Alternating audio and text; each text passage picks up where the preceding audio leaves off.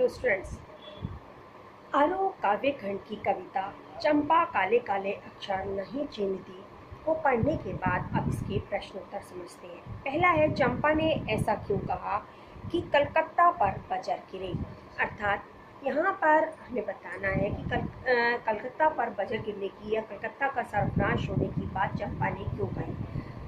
कवि बताते हैं कि जो चंपा है वह गांव की रहने वाली एक लड़की है, अनपढ़ है और उसका यह मानना है, उसके ये विचार है कि पढ़ लिख कर लोग बुरे हो जाते हैं, पढ़ लिख कर लोग खराब आदतों को सीख लेते हैं।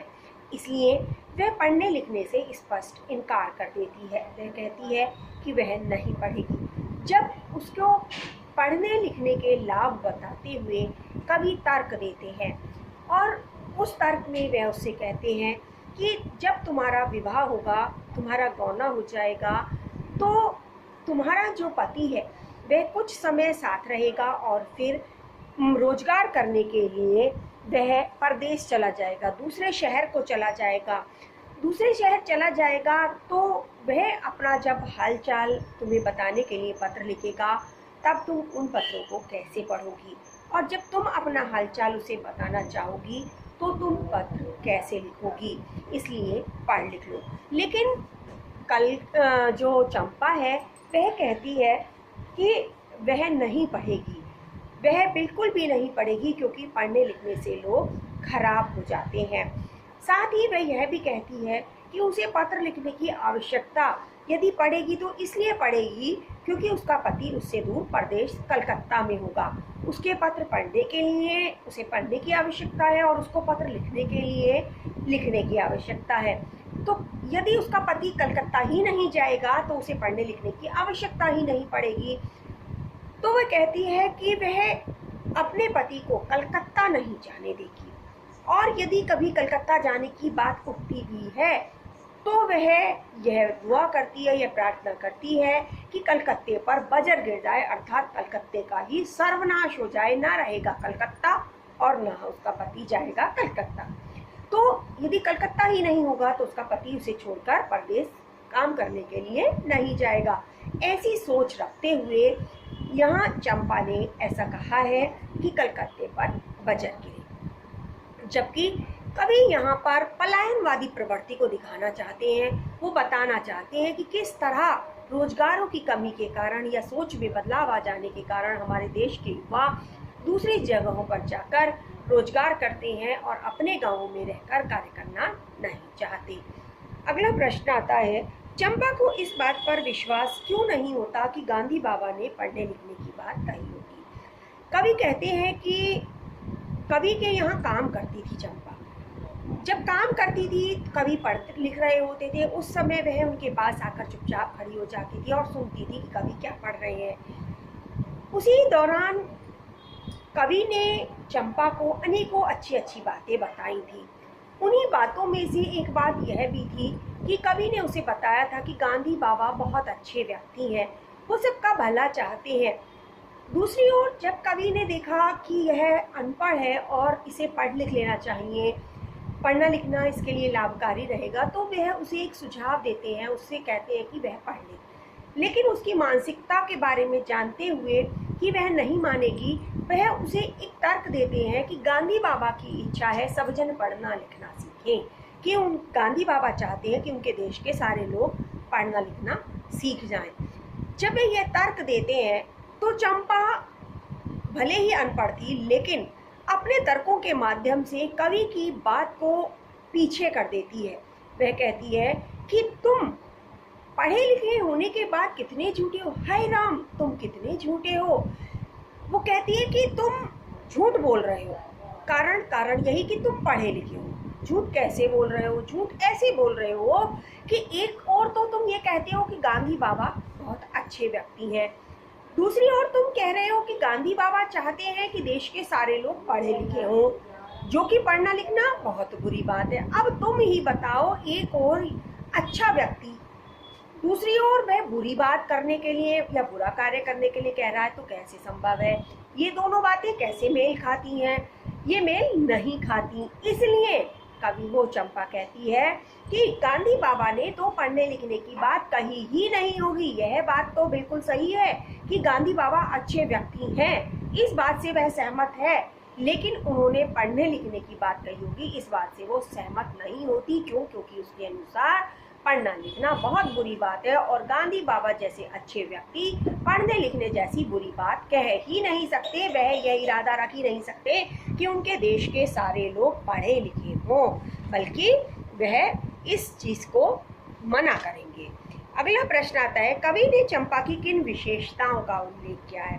कवि कहते हैं कि चंपा नटखट है, छोटी सी बच्ची है, वह शैतान भी है, लेकिन साथ के साथ शैतानियाँ करते करते कभी वह उधम भी मचा देती है। उधम, शरारत और उधम में एक अंतर होता है। शरारत वो क्रिया होती है जिससे सामने वाले व्यक्ति का मन प्रसन्न हो जाता है, और उधम वह क्रिया होती है जिससे सामने वाले व्यक्ति को कष्ट होता है। तो शरारत करते करते कभी वह उधम भी कर देती थी। कैसे? जब कभी पढ़ रहे होते थे तो वह उनकी कलम चुरा लेती थी। चुराने का मतलब अपने घर ले जाना नहीं, बल्कि वह छिपा देती थी कवि के घर में ही कहीं और। जब कवि कलम जैसे तैसे ढूंढ कर लाते थे तो वह उनका आते थे और क्या पाते थे? ये पाते थे कि उसने उनका कागज छिपा दिया। परेशान वो फिर हो जाते थे। वो कहते हैं कि परेशान फिर हो जाता हूँ। वो फिर से परेशान हो जाते थे। पहले कलम छिपा दी, कलम ढूंढ कर लाए तो उसने कागज छिपा दिया, और ऐसी स्थिति में कवि परेशान हो जाते थे, उनका कार्य रुक जाता था, उसमें बाधा आ जाती थी और कवि को परेशानी होती थी। तो कवि कहते हैं वह उधम भी मचाती थी। दूसरी ओर चंपा जो थी वह दूसरे की मदद करने वाली थी। कैसे? चंपा के जो पिता थे सुंदर ग्वाला, वे ग्वाले थे और गाय भैंसे रखते थे। तो चंपा उनकी मदद करने के लिए अपनी वो जो गाय भैंसी थी, चौपाए थे, उन्हें चराने के लिए ले जाती थी। उन्हें चराने ले जाती थी, चरा कर लाती थी, अपने पिता की कार्य में मदद करती थी। तो कवि कहते हैं कि वह सहायक के रूप में भी कार्य करती थी। अब कवि कहते हैं कि चंपा के अंदर एक विशेषता यह थी कि वह भले ही अनपढ़ थी, लेकिन अपनी बात को ही सही साबित करने की क्षमता रखती थी। कैसे?